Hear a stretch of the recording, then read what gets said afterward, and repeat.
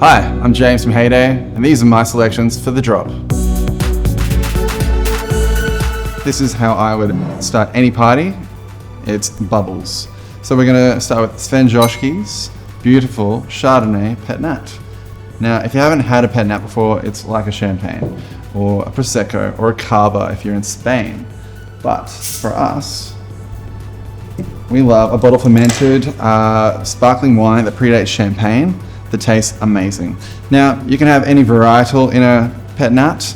Chardonnay is currently my favorite grape and varietal, so I'm actually really excited to see this. So basically, bottoms up. So Sven produces his wine in amazing conditions. He's only been doing it for like 6 years. Beautiful skin contact wines, amazing rich reds. This one is a Barossa Chardonnay. It is one of his most popular Chardonnay varietals. That's why he's lent it to our Pet Nat variety. So bottle fermentation means you're going to get a lot of funk at the base. So what you want to do is make sure if you're the last person drinking, you either leave that little bit of sediment or get a filter. Like, you don't want to waste any of this. So I'd probably get like some kind of like strainer or element so you can get every last drop, but it's going to be delicious. This is one of multiple selections I think would really get you through a Friday night. Starting with our beautiful Pet Nat. You can choose a sparkling wine from Australia. You can choose a champagne from the Champagne region. What I would follow that with would be, in my taste, I'm going to continue with Chardonnay, but a really good Tasmanian Derwent Valley Chardonnay. Now, Marco is a master. We did this wine at our event, the Autumn Harvest, last week, and it went off. It's probably the most expensive wine by the glass we've ever done, and people were quite receptive. It is robust with like pear, red apple, some quince, and it paired really, really well. So ideally when we're drinking a white wine, we're gonna pair it with some delicious food. You could do chicken, pork, in this case pasta, like a nice rich, vibrant green pasta.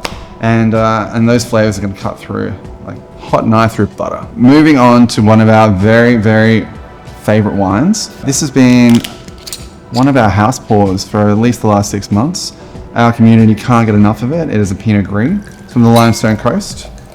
So if you don't know where that is, it's kind of halfway between Melbourne and Adelaide. Flavors are amazing. You're gonna get white peach, vibrant red apple, basically the most prominent flavor profiles. And then as the flavors develop and the wine cools, you get more. Great with friends, really amazing over what we're producing each week, which is a rotating food truck. Tonight we're doing that pizza guy, and it's going to be phenomenal. Love. Our pick for the next wine is going to be an Aligote. It is an amazing variety that not many people have heard of, so it's making its way through the ranks now alongside, I guess, your Vermentinos and those kind of richer whites. Without even having too much skin contact, they lend themselves to being a darker variety in the white category. Aligote, made by Waimea Andrews and Chris Catlow out of the Beechworth region. Those sweeter qualities of like, you know, a beautiful acidity matched with deep, like almost overripe pear. Perfect with cheese, perfect with fish, perfect to accompany the latter part of the first part of the evening. So you're going to have pasta, shellfish, so many different options. Especially being on the Sunshine Coast, you're going to have a wealth of opportunity. Kerner. Now, Kerner is a mainstay in a lot of great bottle shops and great restaurants for a good reason. They're predominantly out of the Clare Valley region. This is one of my favorites because it combines Chacurella, which is a red grape, with Vermentino, which is a white grape, which is how they get this amazing color. So if you ever think, why are you putting ice cubes in your red wine? Well, it's because we live in the Sunshine Coast. But also, if you want to make that wine taste amazing and you don't want it to just be like a watered down version, this is where I'd go. Now, it's not the first time for wines to have multiple different bastard varieties in them. A lot of your orange wines have about 6, including one white variety, which is Gewürztraminer, which gives a lot of that color. In this instance, the Vermentino, particularly amazingly robust, beautiful white grape, brings out the lightness in this, but allow for really long afternoons, shared with friends. It's going to be an amazing pair. Anything with a huge amount of fat, so that you can like sort of balance out any of the richness with the acidity of this because it's a light, low tannin, beautiful glass, and the bouquet is amazing.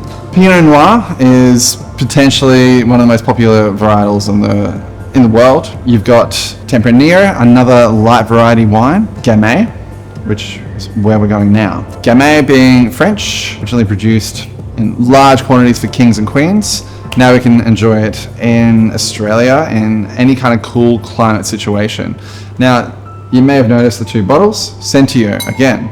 So this one is King Valley, so about 100 kilometers northwest actually of Beechworth, which is where our beautiful Aligote was from. And they're producing beautiful, cool climate reds, including this bad boy, which I love. So Gamay is going to be delicious to end the night on or start the night. It might be you're not the biggest red drinker, or potentially you love your reds and only your reds. I recommend, if you're a big Shiraz person, try the Beechworth Shiraz from the same producer. It is incredible. We serve that at our harvest dinner. However, if you're getting into reds for the first time and you don't know where to start, Gamay is an amazing entry point. And it's not basic bitch area either. It's going to be really, really well nuanced with flavors like blackberry and currant and amazing rich kind of fruit forward flavors without leaving that kind of sediment on your tongue. A lot of character, a lot of juice, which I always go for. I love anything that has all the fruit flavor forward, and then you can sort of sit there and just imagine what the winemaker, or the grape itself I should say, wanted to see in this bottle. Have a conversation amongst friends and have fun. Order a bottle. I think it's going to age so well while you sit there with friends and make a good decision about your next move in the evening.